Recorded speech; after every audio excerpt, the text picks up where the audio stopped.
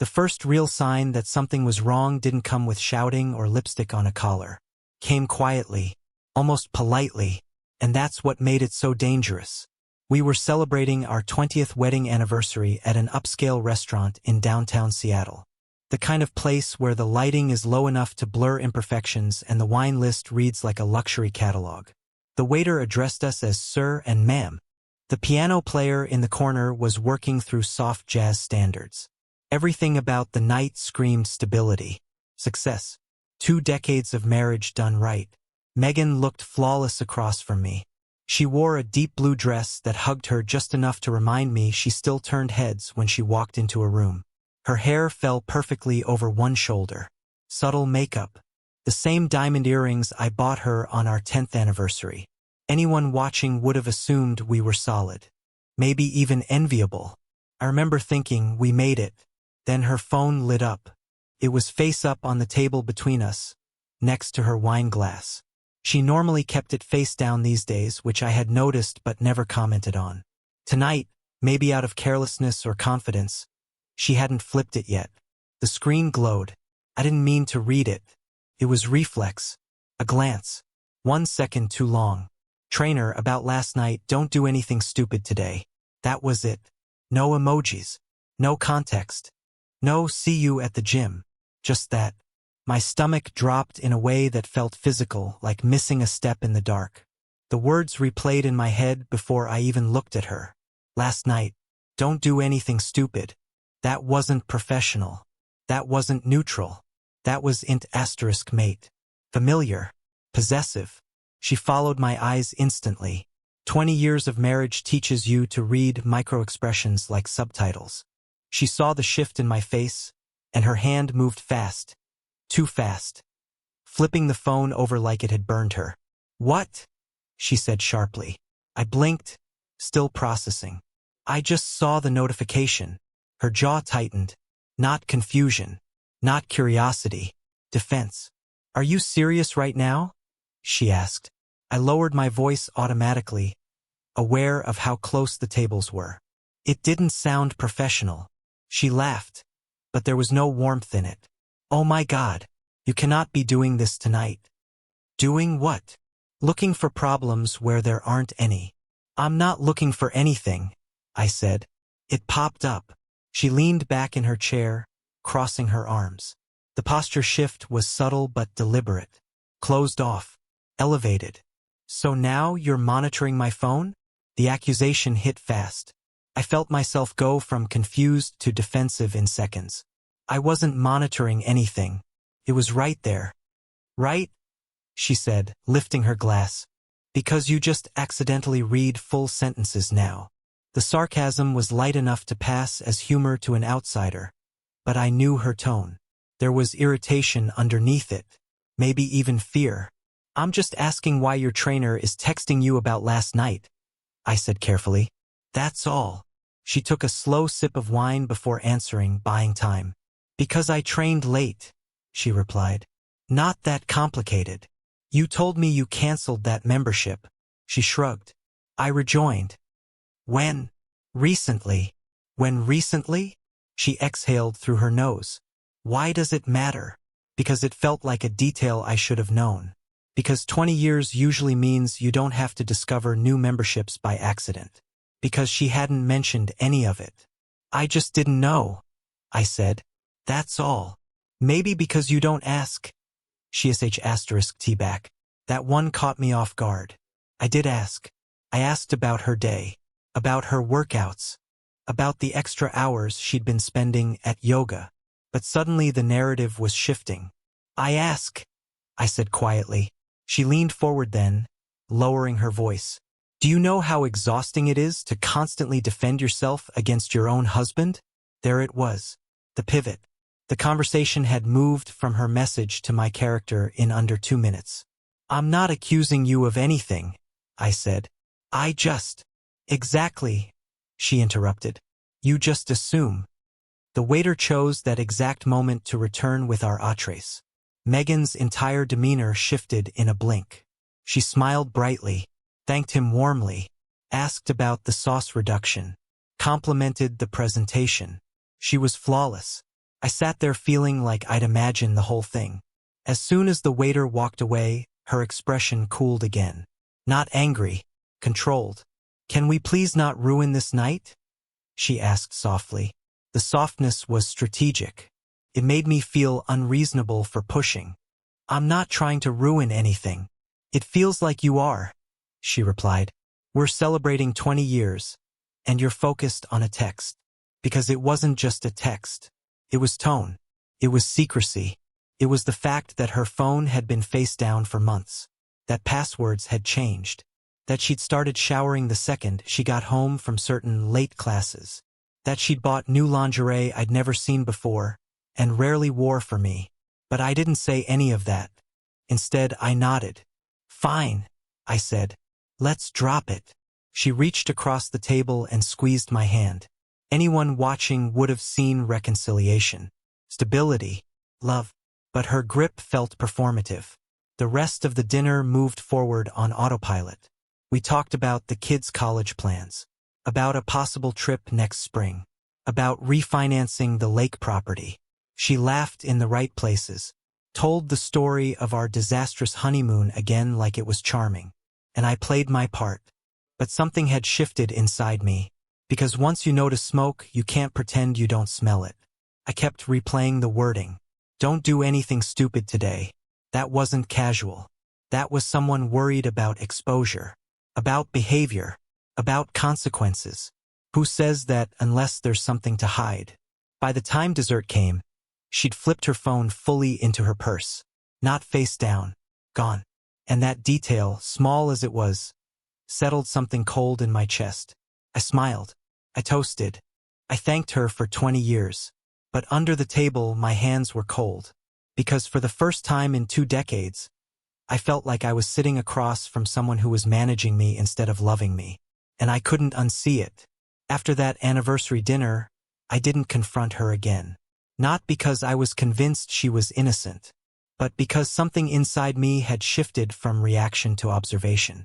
When you've been married 20 years, you learn rhythms. You recognize patterns the way musicians recognize tempo changes. And once that message planted itself in my mind, I started hearing everything differently. The phone was the first thing.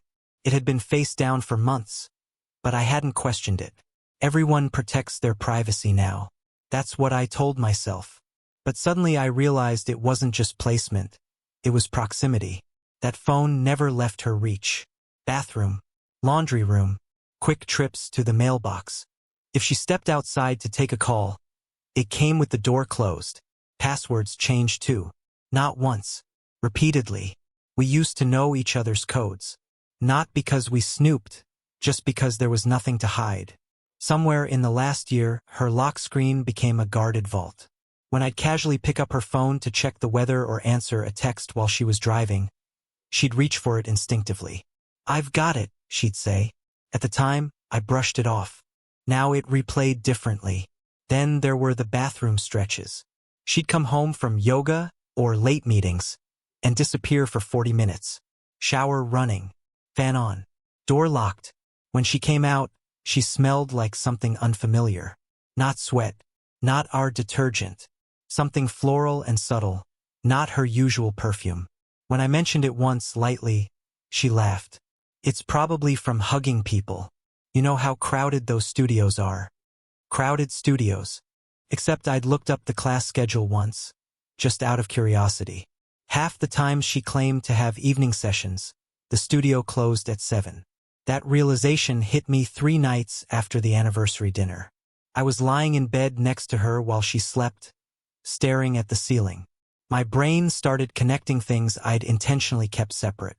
The new lingerie. She'd bought pieces I'd never seen before. Not for holidays. Not for anniversaries. Just quietly. Tags still attached on some of them, hidden in the back of her drawer. When I tried to initiate an * Macy, she'd respond, but it felt rehearsed. Mechanical. Like checking off a responsibility. There was no hunger anymore. No spontaneity. And the mockery. That was the part that hurt the most. There'd been a tone creeping into her voice lately. A faint edge when I talked about work stress. A subtle eye roll when I mentioned plans. Like I was predictable. Safe. Background noise. I replayed a conversation from 2 months earlier. We were at a neighborhood barbecue. One of the guys had joked about personal trainers always overtraining the wives. Everyone laughed. Megan laughed too. A little too long. I remember asking her afterward if everything was okay. "You're so dramatic," she'd said. Dramatic. The word echoed the same way inventing problems had at the restaurant. It was always framed as my flaw. Never her behavior. A week after the anniversary, I tested something. Casually, while she was making coffee, I asked, "How's the trainer working out?" She didn't flinch. "Good," she said, stirring her cup. "Why?" "No reason. Just wondering how often you're going now." 3 times a week. That was new information. 3 times a week meant hours I hadn't accounted for. "Must be expensive," I said lightly. She shrugged. "Worth it. Worth it." The phrasing stuck with me, because she'd recently complained about budgeting for our daughter's tuition increase. She'd said we needed to tighten things up. Yet there was no discussion about adding hundreds per month for private sessions. Unless I wasn't meant to know the details. I didn't argue. Instead, I started paying attention. The car mileage. The timestamps on credit card notifications. The way she'd silence her phone the second I entered a room. One night, I came downstairs around midnight for water. The kitchen light was on. She was sitting at the table, phone in hand, smiling at the screen. She didn't hear me at first. The smile wasn't casual. It wasn't social media scrolling. It was int asterisk mate. Private. When she noticed me, her expression flattened instantly. "Couldn't sleep?" I asked. "Just checking emails," she replied. At midnight, smiling at emails. "Everything okay?" I asked. "Fine," she said. Why wouldn't it be? There it was again. The reversal. Why was I asking? Why was I suspicious? Why was I the problem? Over the next few days, I started mentally mapping her movements. Not obsessively. Not with paranoia. Just methodically. If she said yoga ended at 8, did she walk through the door by 8:30? If she said work ran late, was there evidence of it? And that's when I noticed the gaps. 30 minutes here, 45 there. Not enough to scream betrayal, but enough to whisper it. I kept replaying the anniversary text in my head. Don't do anything stupid today. What counted as stupid? Being careless? Confessing? Leaving a phone face up? The language felt like someone managing risk. And risk only exists when there's something to lose. The hardest part wasn't the suspicion. It was the slow erosion of certainty. 20 years of shared history makes doubt feel like self-betrayal. I questioned myself constantly. Was I reading too much into normal behavior? Had I grown insecure? Was this what midlife anxiety felt like? But every time I tried to dismiss it, something else surfaced. A sudden gym bag left in the trunk instead of brought inside. Receipts missing. A slight defensiveness when I suggested joining her for a workout sometime. "Oh, you'd hate it," she said quickly. I would have hated it.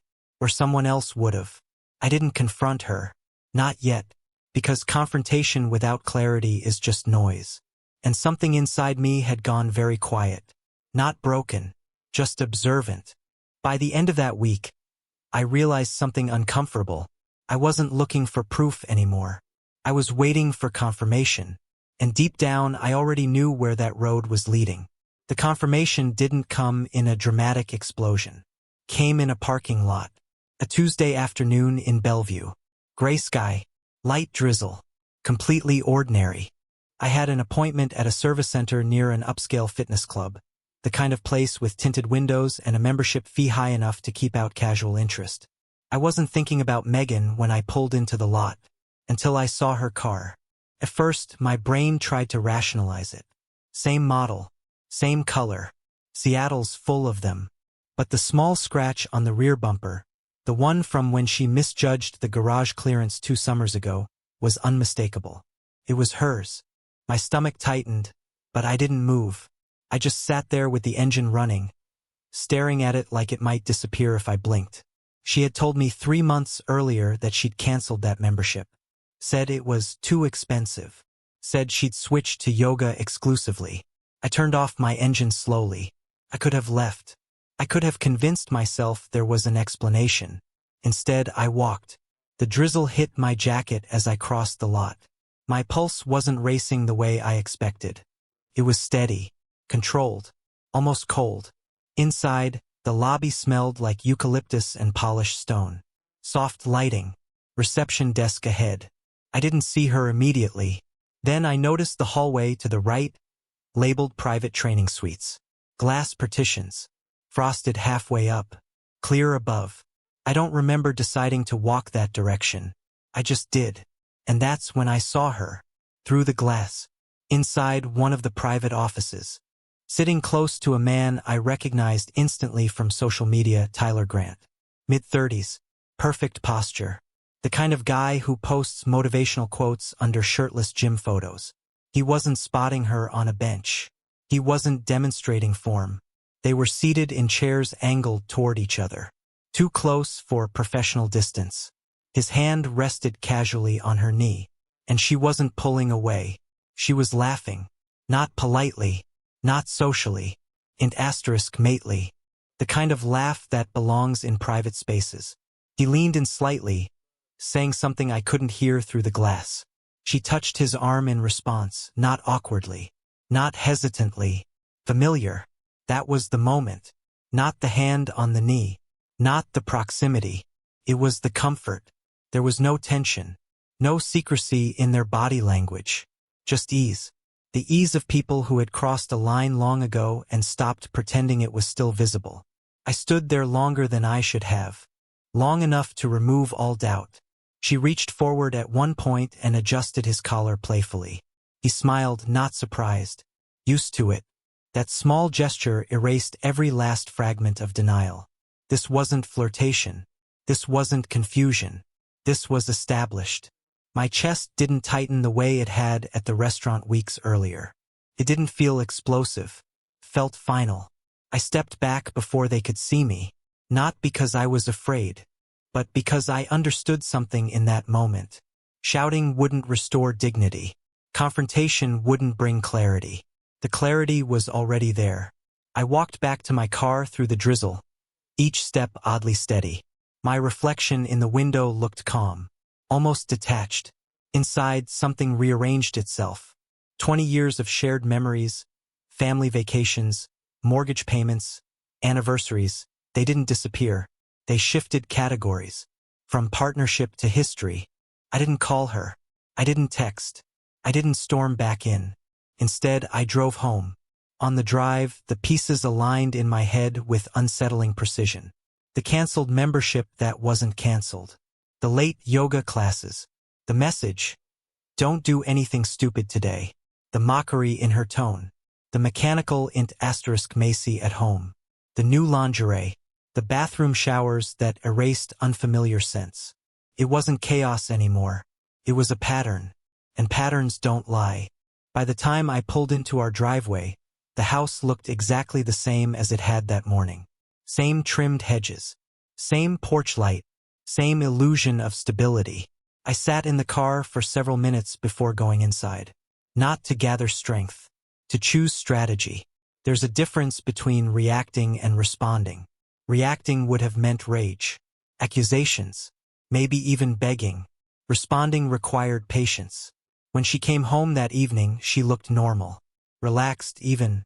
"How was your day?" she asked, setting her keys down. "Productive," I said. She studied me for a second, like she was scanning for something. Suspicion. Clues. Weakness. I gave her none. "Yoga good?" I asked casually. "Yeah," she replied, heading toward the kitchen. "Long session. Long session." I nodded slowly, because technically, she wasn't lying. Just redefining words. That night, she reached for me in bed. Not urgently, not passionately, but deliberately, like maintenance. I let it happen. Not because I wanted closeness, but because I wanted confirmation of something else. There was no spark, no connection, just routine. And afterward, as she fell asleep beside me, I stared at the ceiling with absolute clarity. The doubt was gone. In its place was something colder. Not heartbreak, not even anger, calculation. Because what she didn't know, what she had never cared to know, was that while she'd been building her second life, I had been building quiet safeguards of my own. And now I understood exactly when to use them. The moment in Bellevue hadn't broken me. It had freed me from uncertainty. And uncertainty, I realized, had been the only thing keeping me passive. Now there was no confusion left. Only timing. The strange thing about betrayal is that it sharpens you. Once doubt disappears, emotion becomes less chaotic. Cleaner. Focused. I didn't confront Megan after Bellevue. I didn't need to. The proof wasn't for her. It was for me. What she didn't know, what she had never bothered to ask about, was that for years I'd been structuring parts of my life quietly. Not out of paranoia. Not because I expected this. But because I've always believed in insulation. Long before Tyler Grant ever touched her knee, I had started investing separately. Small properties at first. Nothing flashy. A duplex here. A short-term rental there. All held through separate legal structures. Different accounts. Different paperwork. Everything clean. Everything compliant. But not intertwined with our primary household finances.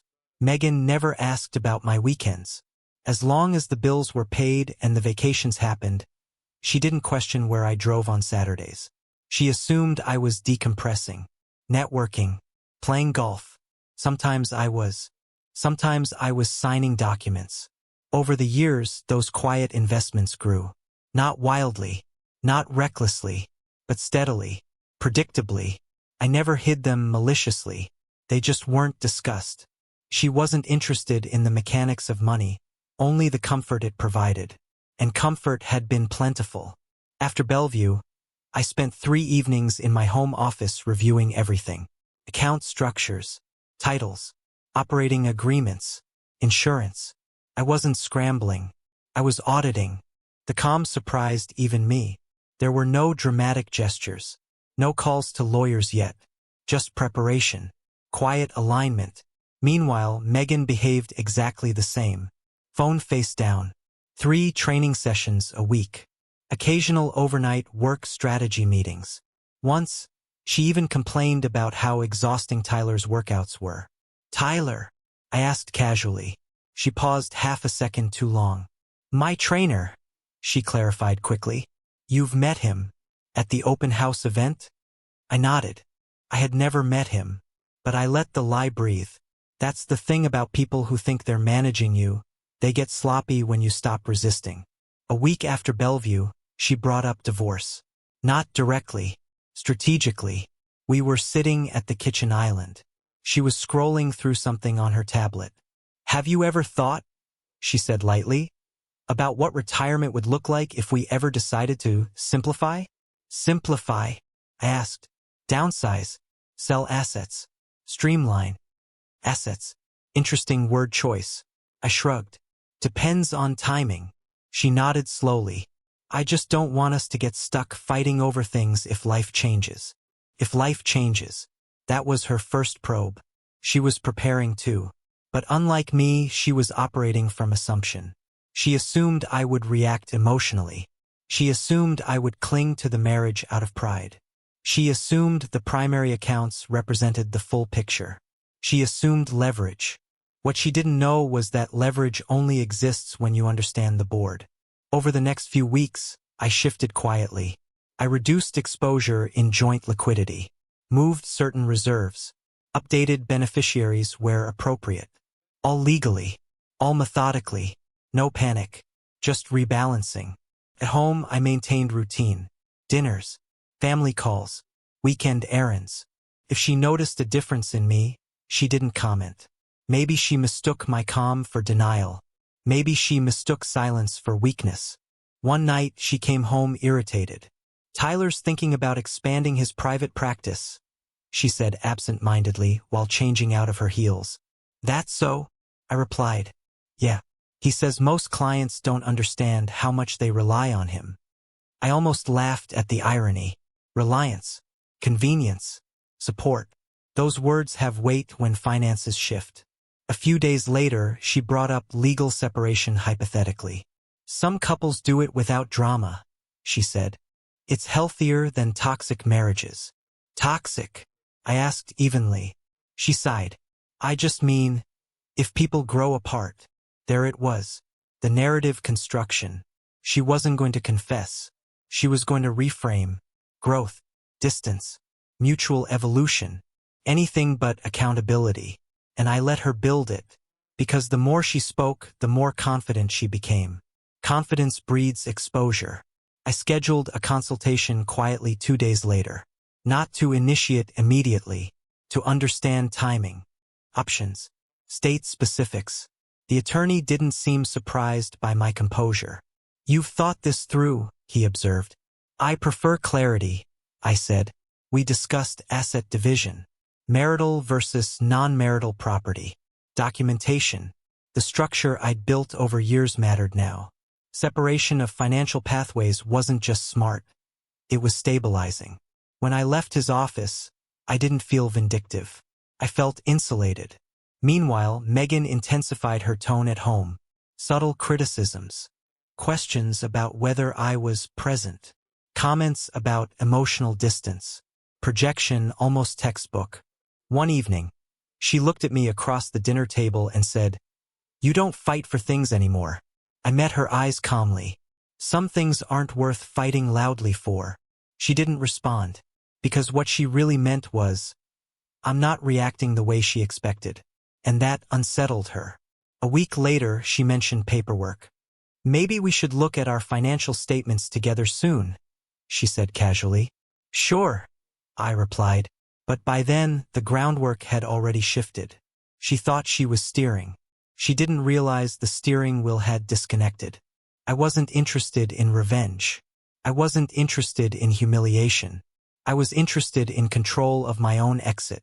And timing matters. Because when someone believes they've secured advantage, they relax. They reveal. They overextend. Megan thought the anniversary confrontation had been neutralized. She thought Bellevue had gone unseen. She thought the word simplify had planted seeds of compliance. What she didn't know was that the trigger had already been pulled. I just hadn't let it fire yet. And when it did, it wouldn't be emotional. It would be procedural, calm, irreversible. Megan made the first official move. Not emotionally, not dramatically, strategically. It happened 3 weeks after Bellevue. She came home unusually composed that evening. Not irritated, not defensive, calm in a way that felt rehearsed. She placed her purse on the counter, poured herself a glass of wine, and sat across from me at the kitchen island. We need to talk, she said. I looked up from my laptop slowly. About us. There it was. Not, I'm sorry. Not, there's something you should know. Just us. Neutral. Balanced. Mutual. I've been thinking, she continued, folding her hands together. Maybe we've both felt this coming for a while. Both. Interesting word choice. I don't think either of us is happy, she added. I held her gaze. Is that what you believe? She nodded. We've grown apart. We've become roommates. Roommates.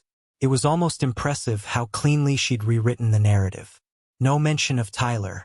No mention of secrecy. Just a sterile evolution of two adults drifting gently away from each other. I think it would be healthier to separate before things get ugly, she said. We can keep it amicable, civil. Protect what matters. Protect what matters. Translation. Protect comfort. She slid a folder across the island toward me. I had a preliminary consultation, she said carefully, just to understand options. I didn't touch the folder right away. And, I asked. She inhaled slowly. A straightforward divorce would be simplest. 50-50 split. Liquidate certain assets. Sell the lake house. Divide retirement. She said it like she was proposing a renovation plan. No tremor in her voice. No guilt. Just logistics. You've thought this through, I said. I don't want drama, she replied. And I don't want resentment. That almost made me smile. Resentment had already existed. She just didn't realize it wasn't mine. She leaned forward slightly. I'm not asking for anything unreasonable. We've built this life together. It's fair. Fair. She believed she had leverage. She believed the primary accounts represented total exposure. She believed I was emotionally cornered. She believed I would negotiate from heartbreak. I finally opened the folder. It was clean, organized, estimated valuations highlighted, proposed splits outlined. A calm blueprint for dismantling a marriage she'd already emotionally exited months ago. You've been busy, I said evenly. She misread my tone as fatigue. I know this is hard, she said softly. But dragging it out will only hurt more. Dragging it out. That implied I would resist. That implied pleading. Fear. What she didn't understand was that I had already grieved. Not loudly. Not theatrically. But thoroughly. You're right, I said. Her shoulders relaxed. We shouldn't drag it out. She blinked. I agree, I continued. Now confusion flickered. You agree? Yes.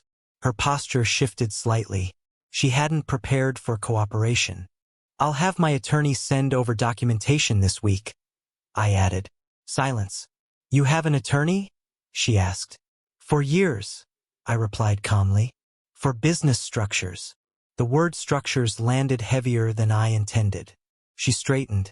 What structures? And there it was. The first crack in her confidence. Separate holdings, I said. Independent entities. Investments. Her expression shifted from calm to calculating in real time. What investments? She asked carefully. The ones not tied to marital accounts. The air changed. She hadn't known. She hadn't asked. And now she realized the board wasn't what she thought it was. You never mentioned that, she said, a slight edge creeping in. You never asked.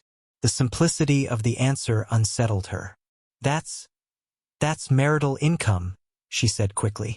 It would be included. Not structured that way, I replied. I didn't elaborate. I didn't gloat. I simply let the silence sit. Because the power dynamic had shifted.